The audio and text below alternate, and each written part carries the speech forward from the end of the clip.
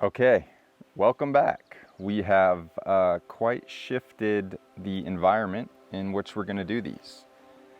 I was kind of thinking about doing this for multiple reasons. One of them is that I'm going to start spending more time with this one due to some shifts in my life, and also I want to be outside more in general. And so this is an activity I can actually do outside. Now I can't use my teleprompter anymore, so this is going to just be totally unscripted. I was experimenting with the teleprompter before, but it is what it is.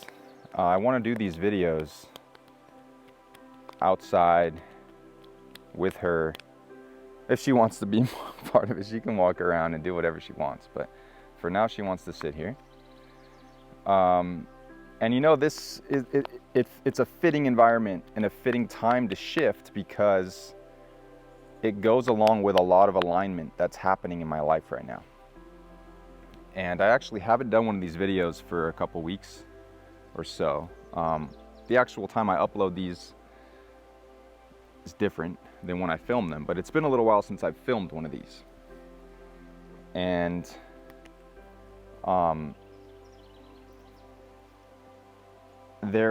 over spring break, I took both of my daughters to a natural living skills gathering for a whole week. So we were basically camping in like on a private ranch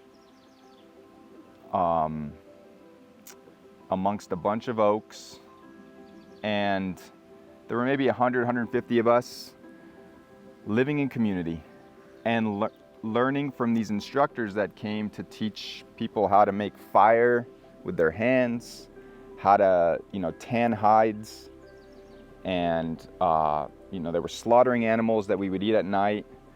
People were creating all sorts of pots and all sorts of things with their hands. There was singing and ceremony constantly. There was fires everywhere, which just makes everything sacred.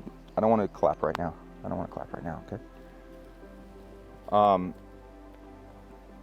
It was amazing, and it's something that I've been wanting to go to for years, but it finally happened this year, and it honestly was kind of the most profoundly meaningful time of my life. And there's a lot of reasons for that, but it essentially boils down to, we lived in community of, I don't know how many exactly, but I want to say around 100 to 150. And we were living close to the land, and we were basically treating life as sacred. There were tons of kids there, families, kids playing around constantly, going in and out of workshops. There were teepees with people singing inside, and fires going on. I remember a moment when she came up and sat on my lap in this circle of everyone singing, and she started singing, and I probably teared up more times in that week than I have in years, because it just felt so different than what I'm used to living. And you just felt full of connection and fulfillment constantly.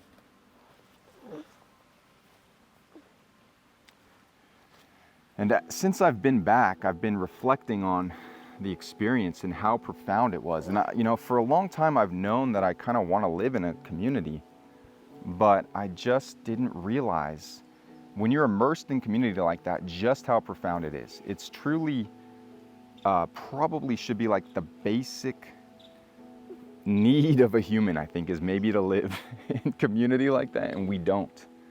And we haven't for a long time, most of our cultures. And I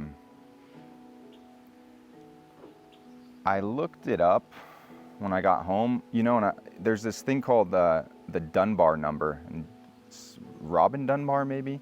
Something Dunbar, who he studied, I don't know if he was looking at the brain and primates, or he was looking at cultures exactly, but there's this general agreed upon number that humans typically live like that's like the natural human community, and it's around 150 people. So like those are the tribes that we maybe lived in, at least, you know, on average, somewhere around 150. And, you know, and again, now I have a taste of what that's like. I mean, I know that, a week-long event, we were eating dinners together, you know, at night. Every morning there was a big circle.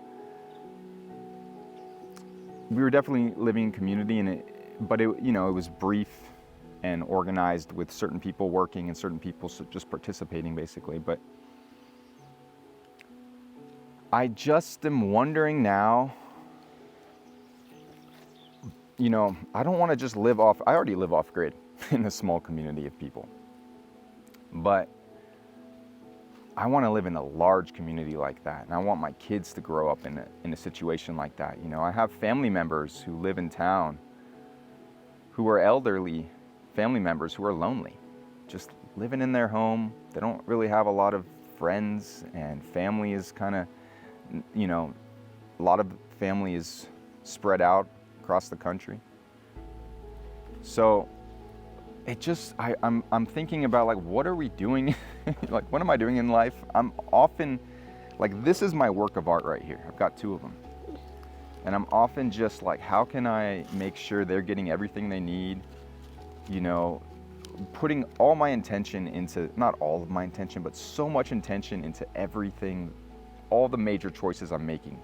What they eat, you know, what we consider medicine, living outdoors as much as possible, the schools we choose, you know, the sort of attachment style parenting choices, all these things that have, I believe, really,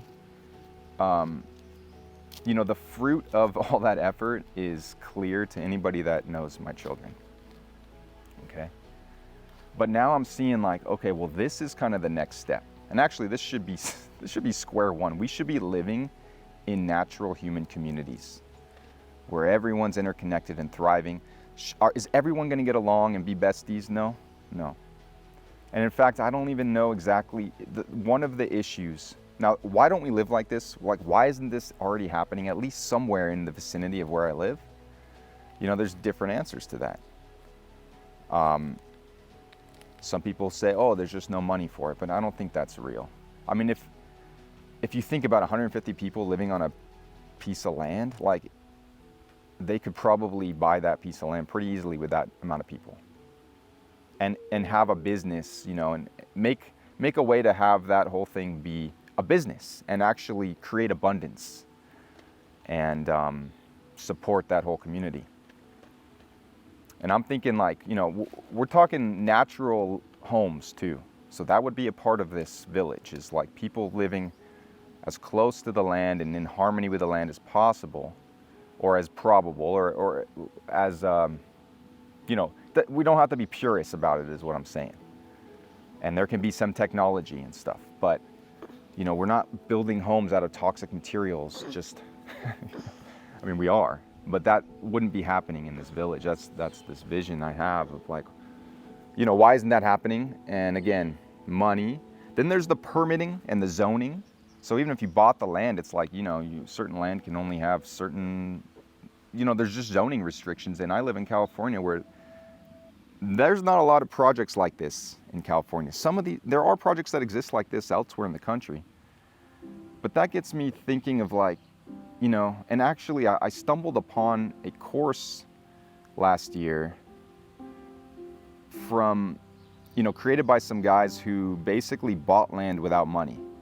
They carried a vision, created like a business plan, and then inspired investors to purchase the land with them, or for them, essentially. But, you know, because they were going to improve the infrastructure on the land and all this stuff, ended up being a win-win for everybody. And they were able to buy like 160 acres with none of their own money. And that just blew my mind. Like, oh man, I could probably use, you know, my video skills and just carry the vision in that way, and maybe inspire people to buy land and do something like this.